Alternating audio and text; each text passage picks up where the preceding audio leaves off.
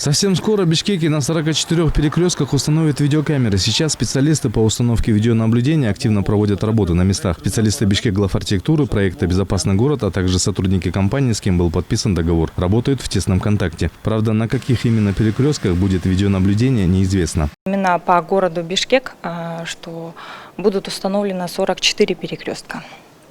На данный момент один перекресток 30 августа 2020 года был запущен в тестовом режиме. Это на пересечении улицы Алыкулы Ахунбаева. Также в дальнейшем будут установлены остальные 43 перекрестка. И вот в данный момент сейчас проводятся работы по обследованию мест установок аппаратно-программных комплексов на этих 43 перекрестках. По данным МВД, согласно проекту «Безопасный город», в стране установят еще 306 комплексов видеонаблюдения. Уже сейчас видны результаты. По республике снизилось количество дорожно-транспортных происшествий. Там, где установлены камеры, количество ДТП уменьшилось на 75%. Большинство ДТП – это аварии с материальным ущербом. ДТП со смертельным исходом уменьшились. В